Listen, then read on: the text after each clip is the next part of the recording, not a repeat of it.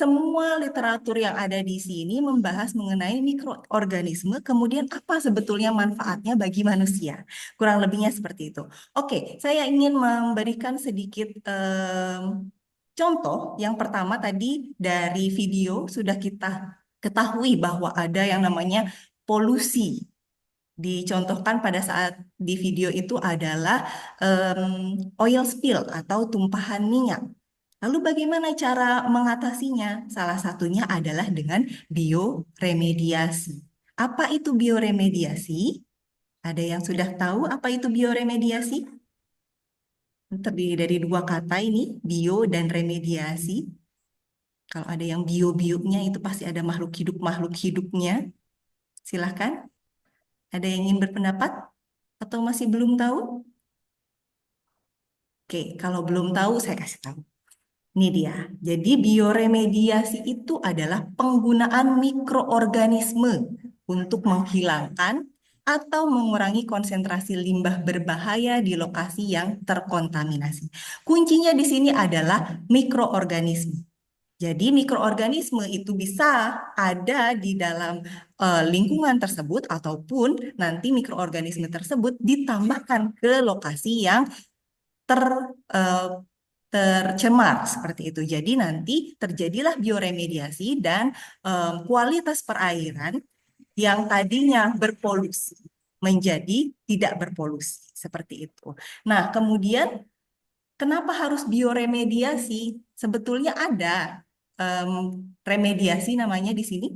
Ada teknik remediasi untuk tumpahan minyak ya. Kita case-nya di sini hanya tumpahan minyak terlebih dahulu. Coba teman-teman lihat di sini.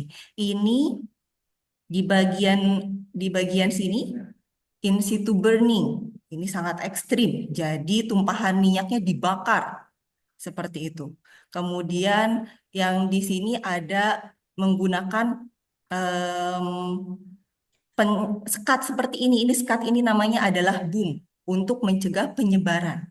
Kemudian di sini ada skimmer. Jadi menggunakan boom, kemudian ada skimmernya. Di atasnya itu digunakan teknik atau sesuatu yang non alamiah di sini untuk menghilangkan si oilnya. Dan yang terakhir di sini ada yang namanya sorben.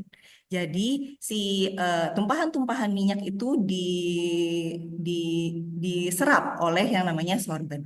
Tapi permasalahannya di sini adalah ternyata pencemaran tersebut menyebabkan ternyata teknik remediasi untuk pencemaran tersebut menyebabkan pencemaran lagi seperti itu. Maka oleh karena itu ada yang namanya bioremediasi yang lebih ramah lingkungan. Dan ini ada 3 metode yang bisa kita lakukan. Yang pertama, ini ada memanfaatkan mikroba yang ada di alam, tapi kelemahannya adalah ketika hanya memanfaatkan mikroba yang ada di alam itu pasti akan sangat lama prosesnya. Kemudian yang kedua itu ada bioaugmentasi, dia menambahkan mikroba lain, jadi untuk mendukung mikroba yang ada di alam tersebut, ditambahkanlah mikroba yang lain. Kemudian yang berikutnya, yang C ini, itu memberikan stimulan. Maksudnya itu stimulan apa?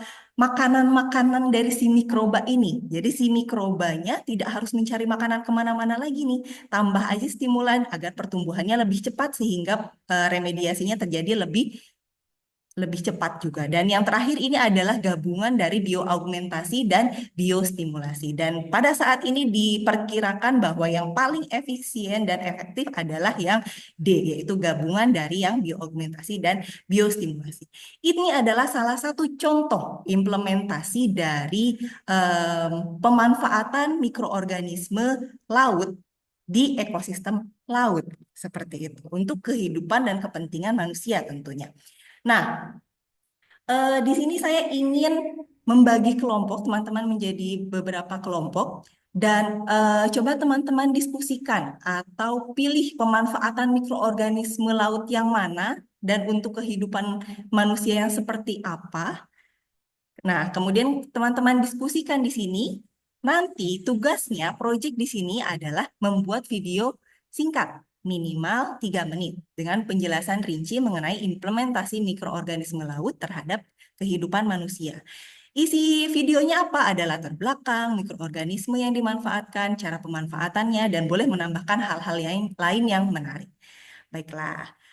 Oleh karena itu, hari ini kita akan berdiskusi di kelompok dan menentukan outline-nya akan seperti apa sih video ini.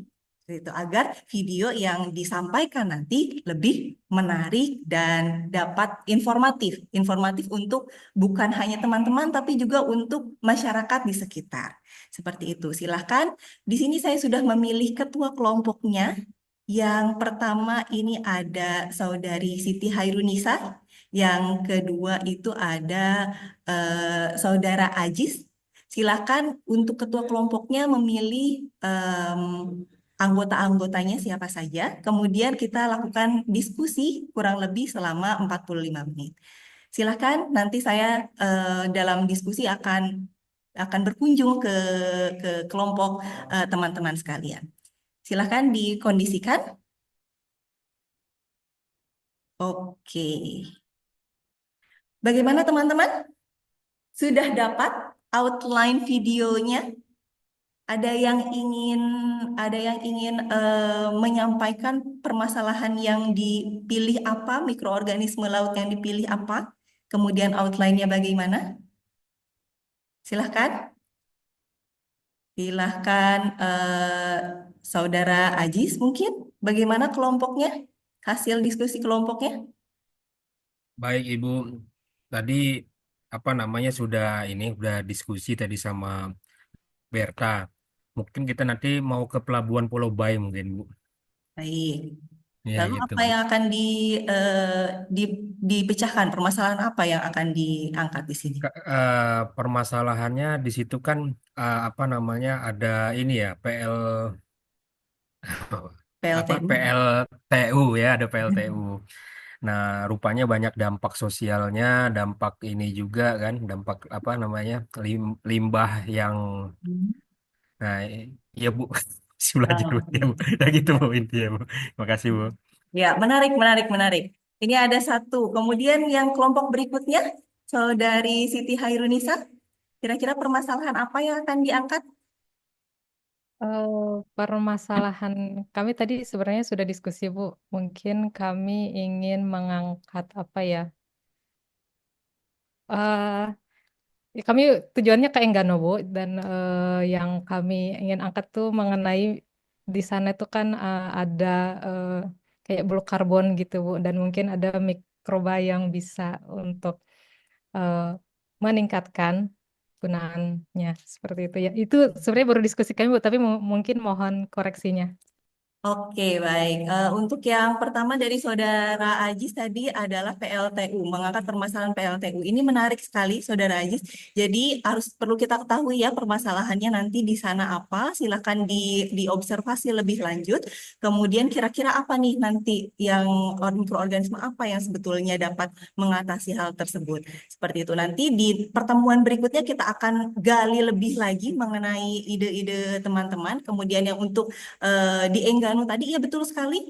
Ada beberapa penelitian juga yang menyebutkan bahwa misalkan fungi dari mangrove dapat dijadikan sebagai anti kanker dan lain sebagainya. Mungkin dapat ke sana arahnya. Seperti itu ya. Nanti silakan digali lagi informasi-informasinya, cari literatur-literatur, kemudian bisa juga, kalau yang ke Enggano mungkin tidak bisa ya, cuman kalau misalnya yang ke eh, Pulau Bai itu bisa em, langsung melihat kondisi di lokasi seperti apa. Ya Begitu ya dekat Kos teman-teman. Berta Bu. Dekat Kos Ya. Berta juga Bu itu di situ. Oh Ya ya, Bu. siap, siap, siap. Siap. Kerjasama di dalam kelompok ini harus melakukan kerjasama kalian harus baik.